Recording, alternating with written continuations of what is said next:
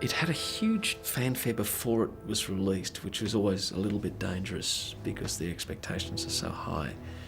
But the Australian people, as a rule, took it on board. I thought, wow, it's just really an amazing little film, you know, and to think, you know, Peter did that on like hardly any money with a bunch of guys, and it was just hard. And I was proud of it because it said something to Australians about Australia and about their past and about their culture. When I went to see Gallipoli, the movie ended and there was just this stunned silence, and everybody was just stunned for about, I don't know, but it was a couple of minutes, and then everybody just went like that because it was such a true account and such a heartfelt account of what had really happened.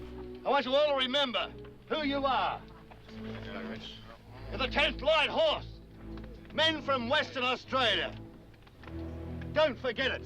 The veterans' response was interesting. There was a very sort of agile 85-year-old who'd been working for the government for quite some time. And he came out and gave me a great hug afterwards, and he said, "Oh, Pat, I love it. That's it." And it was like that. We brought a couple of guys out to look at it, I think, and they were very polite. I mean, let's be honest, there's no way that a film of a battle will match the real thing. I'm sure they enjoyed the fact that young people, as the years went by and the film became even more known in a way through video, appreciated what they had done. People want to talk to you about it a lot, and even now, you know, it gets turned over every Anzac Day. People remember it, and they say, "Oh, look, I've got to talk about this scene or that," or "I teach my son running, and I use this mantra," and you realise it resonates with Australia. I think the impact is tremendous, particularly for Australians, recognising their real heritage and the sacrifice that they particularly made. It's still current.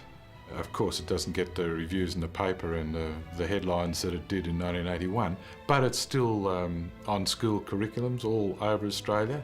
And for a lot of Australians, it depicts what Gallipoli is, what the Gallipoli campaign was. It's achieved its purpose of being a great piece of art, but also a great lesson about Australia, about something integral about this country, and New Zealand, of course, you know, what the Anzac spirit was.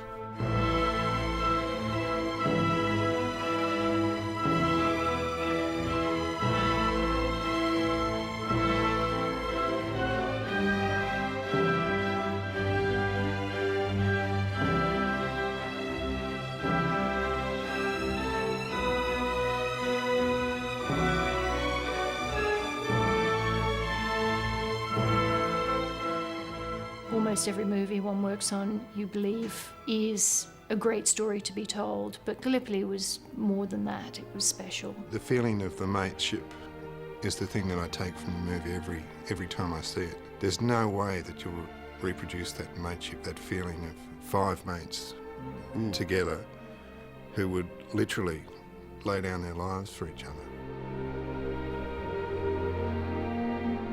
This one stays with you in a lifetime with the projects. You have moments that are great, moments that are down. This just seemed to go like a railway train. Feel honoured to be part of it. I know it's something special. We all knew it was something special when we were doing it, and it's great when every year many people come along and say, "Oh, Gallipoli." It makes you feel quite special. The whole shooting of Gallipoli did change me. In a lot of ways, it upped the ante as far as standards were concerned. And I didn't want to drop ever below that. That's what great filmmaking is about. If you can entertain, great. If you can educate, good. If you can reach a higher plane on a spiritual level, great. If you can do all 3 together, it's fantastic. And that's what I think Peter did with that film. We're all just very, very fortunate to have been there and been in it. Yeah. And thank you to those who made it. Good on you.